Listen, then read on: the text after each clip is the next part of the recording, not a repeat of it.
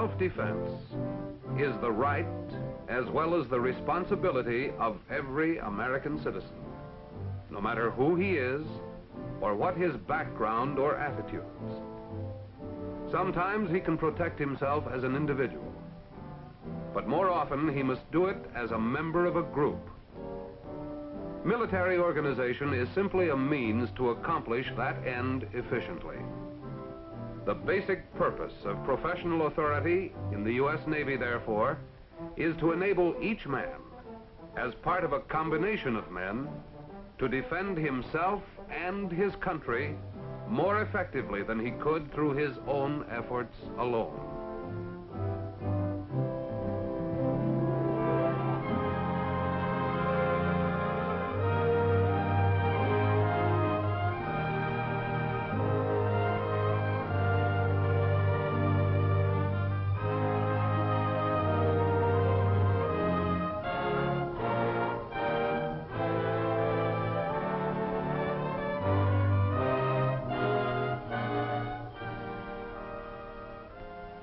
What, then, is required of the commissioned officer carrying out the functions of authority in the naval service? Technical knowledge, obviously basic. But because the officer doesn't work with machines alone, he needs something else. The ability to get people to work together toward common objectives. He needs to be a leader. What does leadership make one think of? Immortalized heroes: Jones, Farragut, Decatur, the two Perrys, Maury, Dewey, Preble. These men were all successful commanders. Let's see what kind of men they were. Impulsive, deliberate, religious, forceful, magnetic, scholarly, decisive, humorous, enthusiastic, shy, aggressive. Each was different in his own way. What did they have in common? One thing for sure: they got the job done. And since the job required men, they got men to do the job. And they got them to do it better. In getting men to do jobs better, we must recognize two essential requirements. First, the men must be able to do the job. In this, a man is like the machines he uses. The better designed the machine, the better it does its job. The better a man's natural ability, skill, training, and experience, the better he can do his job if he wants to. Second, then, men must want to do the job. Like machines, they need forces that can drive them to use their abilities to think, to work, to sweat, to get the job done. Forces that drive us all to learn and to do what we must to get what we need. Men, like machines, are driven, but there the similarity ends. While any particular machine is driven by the one kind of power for which it was designed, human beings are driven by a multitude of motivating forces. Baby wants food. Mother wants to feed him. Man wants a job.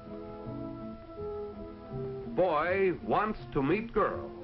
Some people want service, others want to serve. All driven by this human motive power. All seeking satisfaction for their special needs and aspirations. Some successfully, some unsuccessfully. Yeah, it's about time old Jughead gave me a chance. You know, I want to go up for first class. You know, I can take these babies apart, put them together again in my sleep. All I want is to get off this tub. I got a kid a year old I ain't even seen yet. I want to go home. These sailors have needs. So has everyone else. Take this wardroom scene. Double sixes. Romeo. It's your play. You still worried about that blonde, or are you sweating out that promotion? Both. I want that other half stripe for a wedding present. I've been overworked and underpaid long enough. Well, all I want is to square myself with the old man after fouling up that gunnery shoot today. Come on, fellas, knock it off. I want to qualify for underway deck watch. I want to get this course in. The I want, in fact, expresses each man's needs. Such are the wants, the needs that power the human machine, that influence human behavior. Let's take a man. Any man. It's how any man's driving needs are satisfied that determines whether he is a happily balanced or sadly unbalanced personality. A man's personality is the summation of all he has been, all he now is, and all he ever hopes to be. His total ingredients for living and doing a job.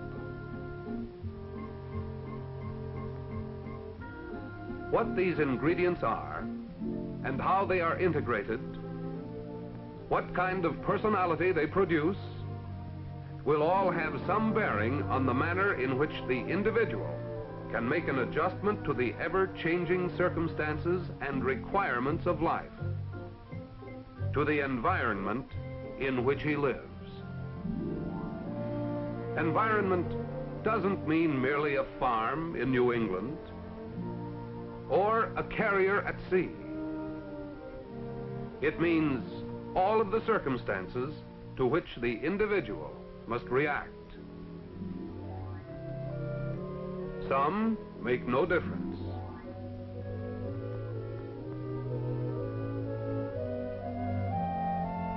Some are favorable.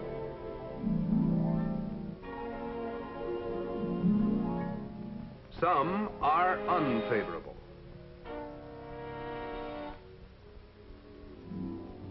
Take a day, any day.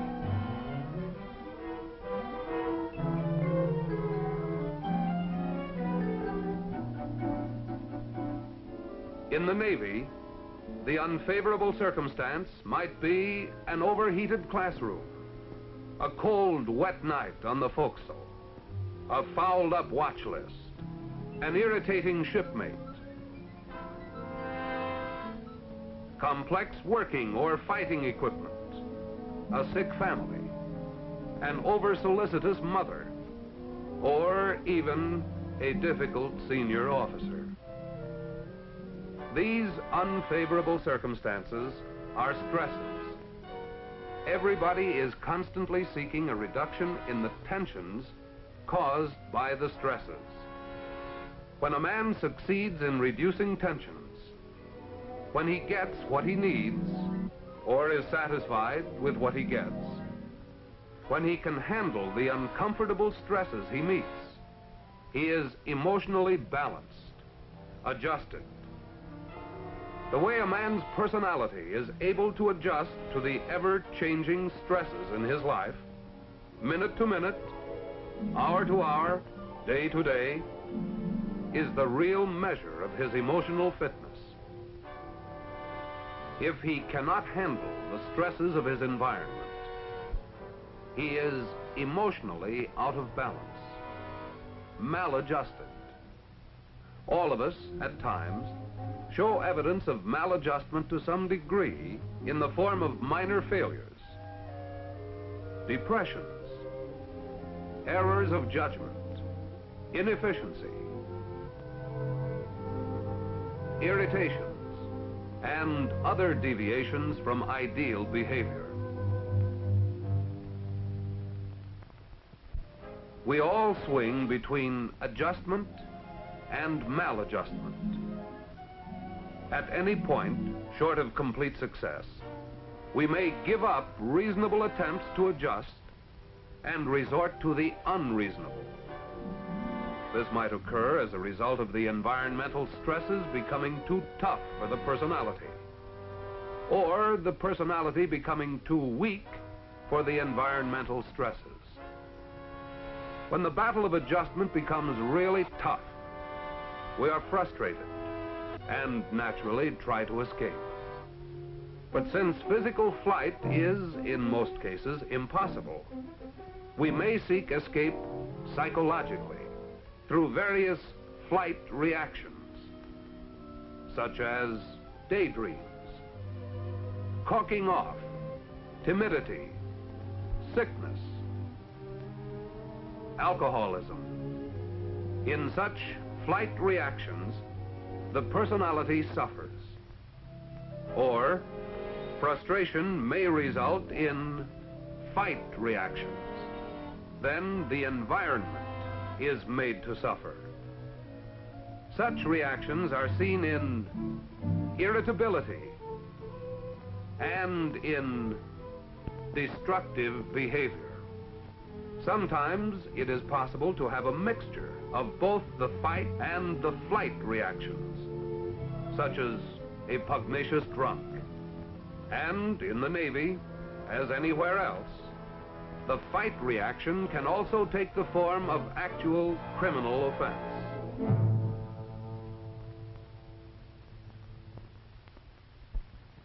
Irresponsible actions of any kind inevitably involve the professional interests not only of the line officer, but also of the medical officer. Because although disciplinary problems are the line officer's responsibility, the medical officer can help prevent bad behavior at its source. Bad behavior is a symptom of unsuccessful attempts to adjust to the naval environment. But you've got to realize that unauthorized absence just can't be taken lightly. The general nature of the charge in this case is desertion. 2/3 of the members present at the time the vote was taken, concurring, sentences you to be discharged from the naval service with a bad conduct discharge, to forfeit all pay and allowances, and to be confined at hard labor for 8 months. A man may lose his balance completely, go way off course. Furthermore, in the Navy, a man whose needs are frustrated can't resign or change his job. He can't gracefully escape. A maladjusted sailor must either stick it out until his enlistment expires, or get court-martialed, or medically surveyed. Fortunately, however, this same exacting environment is a source of strong psychological support, both for the officer and for the men under his command. Military discipline itself is a primary support because it enables the individual to fit into an orderly system.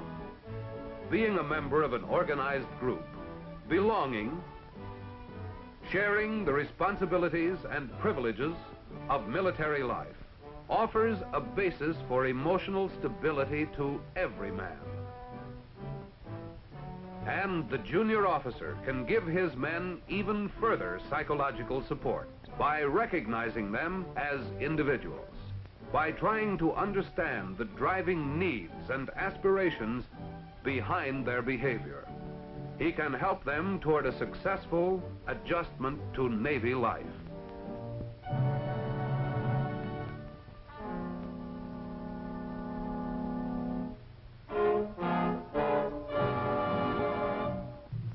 But the officer who ignores his men's driving needs and problems of adjustment is ignoring his own self-interest. Unsatisfied needs, unresolved problems of adjustment will backfire in the form of transfer requests, increased sick calls, AWOLs, waste, and inefficient performance of duty. The common denominator in all our successful naval leaders has been they got the job done. If you are going to be a successful naval leader, your men must want to do the job. They will if they achieve healthy emotional balance. You can help them achieve this balance by your understanding of the adjustments necessary within the naval environment.